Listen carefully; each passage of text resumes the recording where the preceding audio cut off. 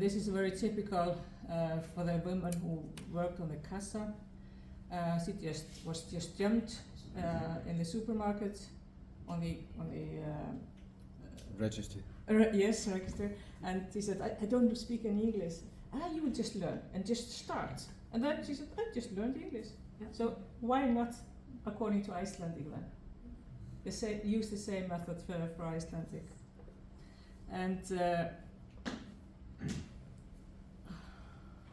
so this was also interesting in this small community in Iceland, that they kind of how they built up their network, and that was mainly through their friends and kind of this informal network.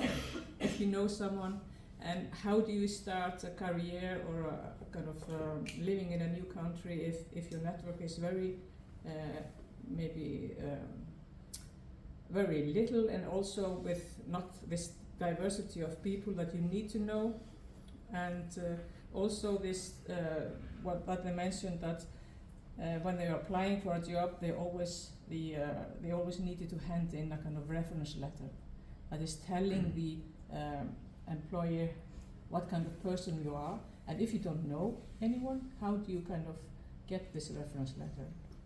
So it was a bit of mistrust in this thing, and also what we noticed also was quite many of these individuals have started on their own projects. A lot of initiatives that they say, okay, this is lacking, I will just start it up. And just on their own, and sometimes with the support from the municipality they were living in.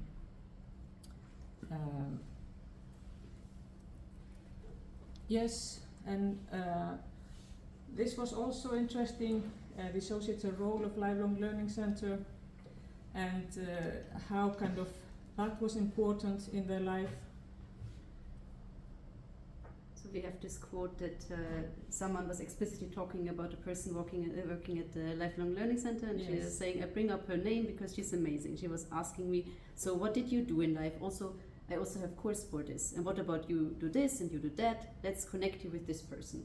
And then the other person is responding, and sometimes wondering how she's not burned out because she has so many people. This was really amazing. So it was actually two things: the importance of the lifelong learning centers, and also the persons in the lifelong learning centers. So it's really a lifesaver. I think someone used that word. I have no idea how far I am, but I think. Yes, and this feelings of exclusion. But yes, also very related to the Icelandic language, and how you kind of approach the whole system without knowing Icelandic good enough. And this was, I think, from the university studies that someone took on, and kind of the university level was actually the worst. Really not accessible and not kind of supporting students in their learning. And somehow their name was not there, and etc. They were lost in the system. Yeah. Yes, and here just one thing I want to point out was what we called migrant informants. So in each society of these 5, there was always one person at least that kind of took on this role to be the kind of guide for others. That person was knowledgeable about whatever, and people kind of came to him or her just to get information. So that was actually the internet for the people in the society. And Lara, if you just go here to these recommendations. Yes, I would just talk about the recommendations we can derive. So here this is about the migrant informant. I don't need it. Jesu manneskja sem að hjálpa við einmitt með að gefa upplýsingar að hjálpa að finna. So I'm the person who's helping. I don't need support. And we have a few recommendations that can be derived from our studies, which would be re-evaluate the recognition of foreign diplomas, predictable offers of courses, availability of information of courses, especially in English, because they were asking for that, and also consider the needs of people who don't speak English when they move to Iceland. And also a standardized language test, Icelandic language test.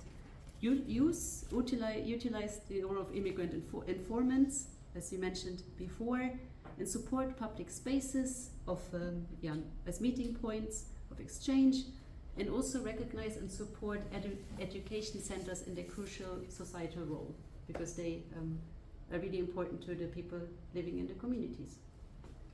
I think with that, Yes. thank you very much.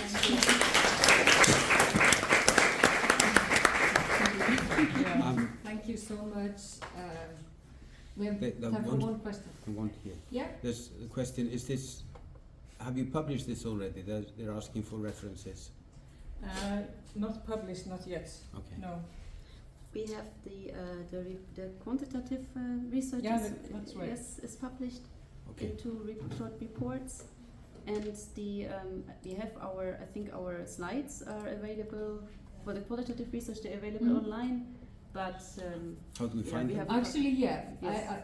You can. Where can people find the report on the quantitative results? I think it's just on You the can just Open Vísindi for Yeah, sure. Open Vísindi. Vísindi. I actually have downloaded the report so I can Okay. adult education. So this would be the most. I don't know if you can. No, I cannot share the PDF. I think now. But I think so. I think it's on the on Open Vísindi, and I would just say if someone is interested in the report, they can just also send me an email, and Hermína also, and then we can share it. I think. Yes, and I have to say I'm sorry, but I have to leave for another session, so I will not speak. Lara will be Crazy here. times. Yes. So I think we just need to go on with the presentations. We will probably have some more time later on to discuss the results. So I would like to introduce Ólöf Júlíusdóttir. She is a researcher at the Social Science Faculty at the University of Iceland, and she's going